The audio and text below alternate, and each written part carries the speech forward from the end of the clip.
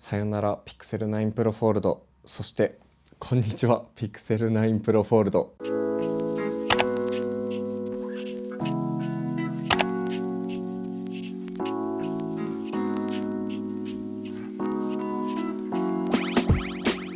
こんにちは、ともらです。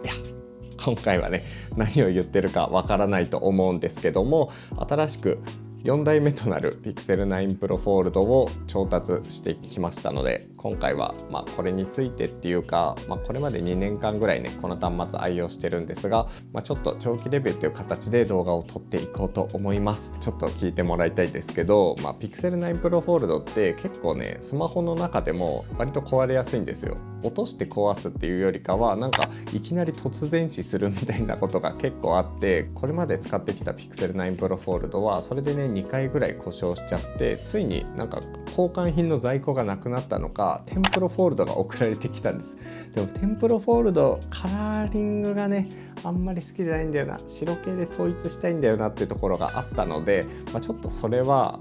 売却しました。ジャンパラで17万円だったかな、17万円ぐらいで売却をして、で新たに、ジャンパラで売っていたこの Pixel 9 Pro Fold、 これほぼ新品の、新古品みたいな感じなんですけど、これがね13万9800円だったので、こっちに乗り換えっていう形ですね。Google のねサポートには申し訳ないんですけど、やっぱり9 Pro Fold が好きだったっていうところで、今回はねこれについて、ちょっと長期レビューというか、そんな感じで動画を撮っていこうと思います。それでは早速いってみましょう。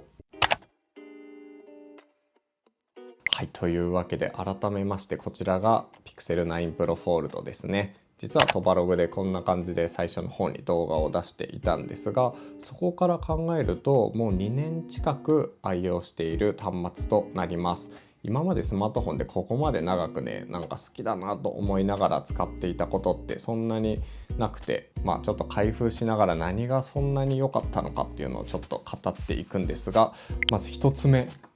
これです。パッケージがめちゃくちゃ好き。この感じ、いわゆるね最近よく見る無着色系で環境に優しいですよパッケージなんですけど、それだけだとちょっと物足りないんですが、ちゃんとねここに片押しでこの Pixel 9 Pro Fold って書かれていたり、この本体をねかたどった印刷がされてるんですよね。こういうところとかめっちゃ好き。この雰囲気結構ね Google 全体的にこういうねトーンで揃えられているんですけども、この時点でめちゃくちゃいいです。で開封をするとこんな感じ。今回は中古品なのでそのまま端末がこんな感じである状態なんですけども、できるだけね状態のいいものを購入していて、よいしょ、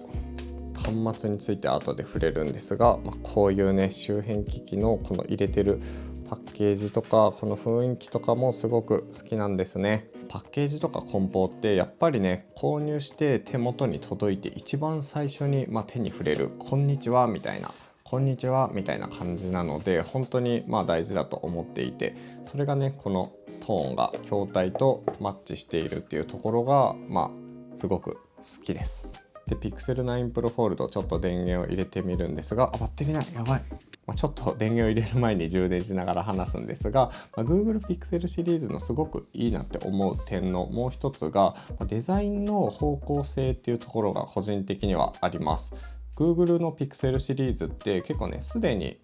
世の中にある物理的なものから着想を得ていろいろなデザインをしているんですよね。例えば Pixel Watch だったら、水滴がねこのお皿に落ちるこの表面張力をちょっと画面にね使ってみたりとか、あとはこの Pixel Buds Pro 2とかも、小石、河原で拾ってきた小石の形とかから着想を得て、こういうね、ガジェットに起こすっていうところで、こういうガジェットとかって機械ではあるんですけど、やっぱり手にこう馴染むアイテムじゃないですか。なのでそういう今まで何万年とかけてね人類が触ってきたもの、触れてきたものたちから着想を得ることで、より日常に馴染むというか、そういう考え方をすごく大事にしている印象があります。Google のデザインチームの統括にはアイビー・ロスさんっていうね、確かもともとジュエリー職人をやっていて、そこからメガネとかを作っていた、デザインしていたみたいなのがきっかけでGoogle のね、確か Google グラスみたいなのがあって、そこから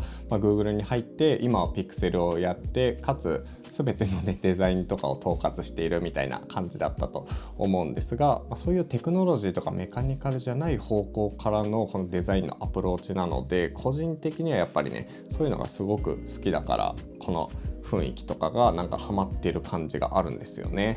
このなんかカラーベースがちょっとなんかゴールド寄りの雰囲気だったりとか、このね白も真っ白じゃなくてちょっと柔らかいトーンで構成されていたりと、その辺のこの真っ白じゃなくてちょっと柔らかな家具とかそういうのに馴染むような雰囲気っていうのが結構好きなんですよね。そして地味なポイントなんですけど、この筐体のカラーとマッチさせるためのこのテーマ UI みたいなところが本当に、これ含めてもう1台の端末みたいな、こんな感じで設定の画面に行くと、この壁紙に対してのアイコンの色とか、そういうこのねカラーリングの方向性とかを自分で選択もできるし、自動的に選んでくれるんですよ。なのでこの端末だと結構暖色寄りの雰囲気だと思うんですが、ソフトウェアハードウェア合わせてねこの雰囲気っていうところがめちゃくちゃいいです。今回端末のレビューっていうか良さを語るみたいな話なので、ちょっとねもう少し語らせてもらうんですが、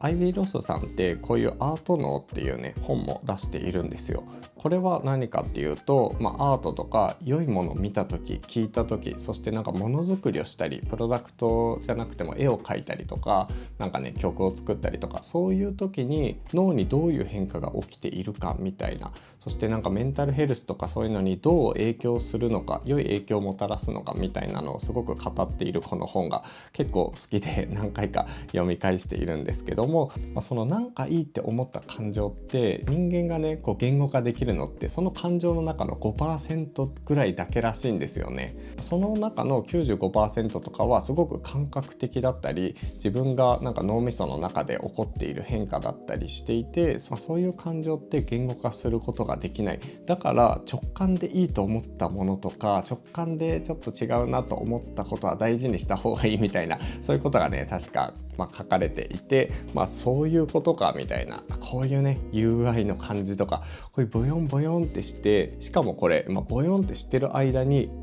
柔らかくねこのバイブレーションが鳴ってるんですよ。ボヨンみたいな、ポヨンみたいな、このね感覚的ななんか物理的な法則というか感覚的な気持ちよさがこのピクセルには備わっている気がしていて、ピクセルってそういう方向のアプローチがあっていいなみたいな、そういうところから好きになっていくみたいな気持ちがあります。でピクセルってやっぱりねスペックだけ見るとものすごく弱いというか、他のね機種に比べて結構低性能な割に結構高いんですよね。なのでガジェットレビュアー的にこのね最初の発売段階でスペックシートを見ながら比較していくと、ピクセルシリーズを選ぶ理由っていうのがそんなにないんですよね。その性能面だけ見るとすごく弱いので押しづらさはあるんですけど、そういうなんか使っていった時の人間的な気持ちよさとか、なんかこの動きのアニメーションの可愛さとか、なんかね誰にも押しづらいんだけど、ちゃんとなんか他社があんまりやってない iPhone とかでしか、見ないような、そういうねちゃんとしたことをしてくれているっていうのが、唯一の推しポイントかなっていう、そこが選ぶ理由かなっていうところですかね。この佇まいで普通にパカッと開けるとフォルダブルになってるっていうところがすごくいいポイントで、移動中とか結構ね本を読んだり、あとは考えたことをメモしたりとかするんですが、そういうのも例えば Kindle を開くとこんな風にねさっともう自分の本棚、電子本棚がもう並んでいて、これがいつでもこうやってねタッチすると持ち出せるみたいな。でそれでパラパラとめくりながら雑誌を読んだりとか漫画を読んだりとか、そういうのがすごくしやすいです。あとは例えば電車に乗りながらカフェでちょっとした一息ついた時にこんな感じでノーションでパタパタと思いついたことをメモするんですが、その中でこれってどういう感じなんだっけみたいなのを例えばねこんな感じで、クロードを開いて、このグリッドデザインって何ていうのみたいなちょっと調べてみたりとか、あとはピンタレストでね、このロゴとか作りたいんだけどどういう方向性がいいかなとかを考えたりする時とかに、やっぱり2画面あるとすごくね良くて、こういう使い方がかなりマッチしています。そういう意味でね、やっぱりフォルダブルスマホ、折りたたみで画面が広いってめちゃくちゃ良くて、こういうねインプットしたりアウトプットしたり両方ともがポケットに入るこのタブレットになっているっていうのがめちゃくちゃいいんですよね。これが使う理由の最大のポイントです。はい、続いて Pixel 9 Pro Fold で使える機能性についての紹介なんですけども、機能性に関してまずやっぱカメラかな。カメラに関しては特徴的な写真が撮れるわけでもなく、かといってすごく悪いわけでもなく、本当に普通な印象ですかね。レンズはね3眼表に搭載していて、こっちにもう一つで、ここにもう一つパンチホールが端っこにある感じなんですけど、結構ね普通に綺麗には撮れます。ただ最近のね折りたたみスマホとかだとやっぱギャラクシーもね2億画素の結構綺麗に撮れる強いカメラ搭載していたり、 OPPO も、AI 補正強めではあるんですけど、普通にカメラとしてもね綺麗な写真が撮れたりもするので、そういうのと比べるとちょっと弱さは感じますかね。一応望遠がね5倍のペリスコープを搭載してるんですが、ある程度情報として遠くを撮るのであればいいんですけど、作品みたいな感じにはなりづらいかなっていうところ。とはいえ味付けもそんなに激しくないので、結構ね自然な風合いで撮れるっていうところはすごくいいポイントだと思います。ちなみにカメラ周りで一番よく使う機能だと、カメラにこっちを見てっていう項目があるんですが、これをね押すとですね、こっち側のカメラがあるディスプレイにこういう映像が映るんですよね。この機能が結構良くて、子供を写真撮るとき、ピクセルじゃなくてもこういうねカメラでちょっとこっち見てみたいな写真を撮りたいときにこうやって使うと、かなりね子供はこっちを笑って見てくれるので、そういうシーンで地味に活躍しています。これ良くないですか？かわいい。でもう一つ、これは結構ねアップデで追加されていったんですが、エアドロップに対応しました。エアドロップがね使えるようになったので、普通にこれで写真を撮ったりデータを共有したい時に MacBook とか iPad、iPhone を使っているとすごくね共有が楽になりましたね。続いて最近のアップデで言うと、デスクトップモードがねこんな風に使えるようになってますね。この間でも動画で紹介して、ぶっちゃけほぼ使ってはないんですけども、こういう風にキーボードとか別途ねディスプレイを用意すれば、こういう風に大画面でピクセルが、パソコンみたいな UI で使えるようになったのはすごくいいところだと思います。言ってもやっぱギャラクシーの DeX モードの方が洗練されてるし使い勝手はいいので、本当に現状は新しくできた追加機能、使えないよりは嬉しいかなっていう。本当はさ、これをこうやって開いてキーボードとかにつないでこうやったらもうデスクトップっぽく使えるっていうのが一番いいんですけどね。であと Google Pixel シリーズでいうと地味に便利なのが AI で電話対応してくれるところです。結構最近なんかねめちゃくちゃこの迷惑電話とか詐欺電話みたいなの多いんですよ。なんかもう気づいたら1日5件ぐらい0800とか050番号からなんかね営業の電話だったり海外着信ですごい怪しいのだったり来るんですが、中には保険のなんか大事な話だったりとか、そういうね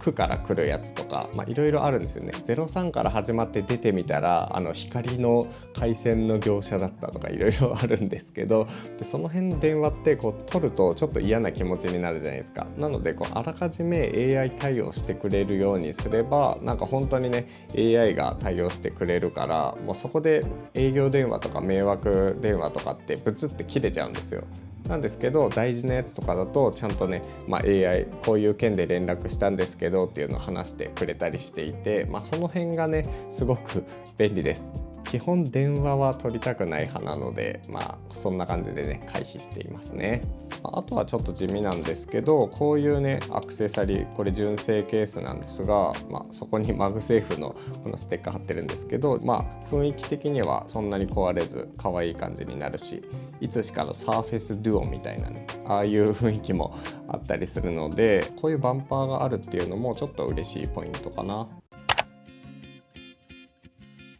はい、続いてやっぱりね残念なところも2年経つとあります。まず一つが冒頭からも言ってるんですが、すごく壊れやすいです。特にフォルダブルって壊れやすいんですけど、中でも Pixel 9 Pro Fold ってすごく壊れやすい気がしていて、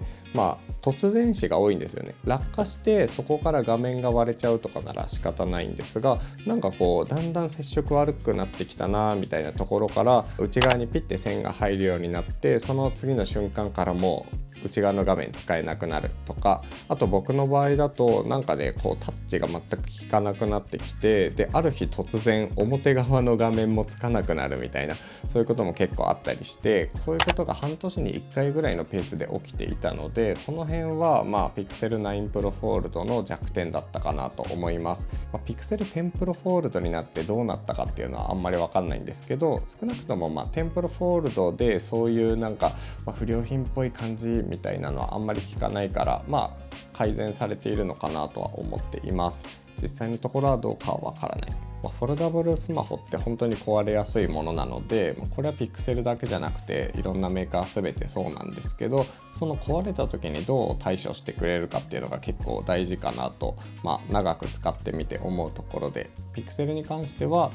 新しいモデルと交換をしてくれたりとか、在庫がなくなったら最新モデルにね無償アップデートしてくれたとか、その辺があるから結構個人的にはね、そういう壊れやすくても信頼性はちょっと高いかなと思います。壊れないのが一番なんですけどね。はい、続いて若干気になるところで言うと、やっぱバッテリー持ちですかね。手元にはこの iPhone の16 Pro だったり、あとはXiaomi のね17 Ultra とかこの辺も使ってるんですが、やっぱりこの画面がね結構大きいっていうこともあって、しかも画面2つ搭載しているっていうところもあって、それなりにバッテリーの持ちは悪いです。これはね仕方がないかなと思うんですが、ちょっと出かける時とかこうやってね大きい画面の方を使おうとすると、割と1日ギリギリ持つか持たないかぐらいかなと思っています。Xiaomi 17 Ultra 使ってる時だと今ね 14% しかないんですけど、基本的に2日か3日に1回充電でもなんとかなるかなぐらいなんですよね。その感じで言うと、ちょっと1日毎日必ず充電しているっていうことを考えると、やっぱり短い感じはしちゃいますかね。そして残念なところもう一つが、もっさり感はちょっとあるかもなみたいな感じです。2年前のスマホなので仕方ないとは思うんですけど、なんかウェブサイトでいろいろ閲覧してたり、あとは細かくねノーションを開いてどうこうしている時とか、ちょっとこう起動とか一瞬みたいな止まるようなカクつきは感じるかもしれないです。この辺はね前まではあんまり気になってなかったんですけど、Xiaomi 17 Ultra とかがなんか全体的にめちゃくちゃサクサクで、ウェブサイトの閲覧とかその辺もね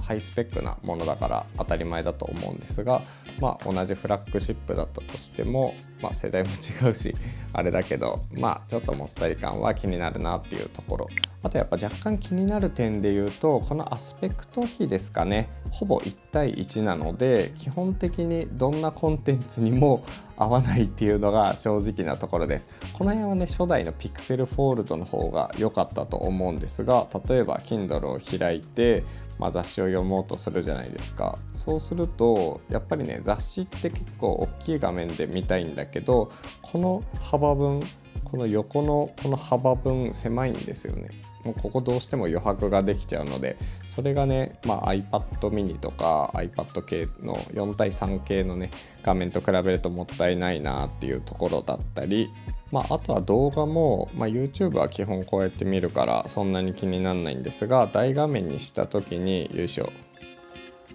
どうしてもね余白がめちゃくちゃ大きいんですよね。16対9ぐらいの画面になると、ほぼ半分しか使えてないんじゃないかっていうぐらいの感じになっちゃうから、この辺はちょっと最近だとねもったいないなっていう感じはしています。ちなみに最近やっぱりファーウェイのメイトシリーズ、メイトピュアみたいなやつだったかなとか、あと今年噂されてると思うんですけど iPhone の折りたたみだったり、ギャラクシーのねなんかフォールドウルトラみたいなのが出るらしいんですよ。あの辺が今の使い方だとめちゃくちゃマッチしてるから、ちょっとそれが出たらやっぱり気になっちゃうなっていうのがめちゃくちゃあります。はい、というわけで今回はいいところもあれば残念なところもありつつ、2年間ぐらいねこの Pixel 9 Pro Fold っていう端末を使った感想を紹介してみました。さすがにね今から買うっていうものではないので、レビューっていうよりかはどんなところが好きだったかとか、そういうところを中心にお届けしてみたんですけど、総じてやっぱすごく好きな端末です。なんかカラーリングもそうだし、この筐体の雰囲気とか思想みたいなところ、それでいてやっぱこの折りたたみで実用的に使えるっていうところが、めちゃくちゃいいんですよね。多分僕の中で一番好きなスマートフォンだったのが、この Pixel 9 Pro Fold なので、これから新しくね折りたたみの iPhone だったり、あとGalaxy もこのワイドの画面のやつが出るっていう噂があったりとか、その辺もやっぱアスペクト的にはねすごく気になってるところなんですが、やっぱり半導体の影響で30万円を切るのはあんまりないんじゃないかなっていう気がしていて、これはね定価だと結構高めなんですけど、今13万円台で買えた折りたたみスマホだと考えると結構コストパフォーマンスは全然いいのかなって感じがします。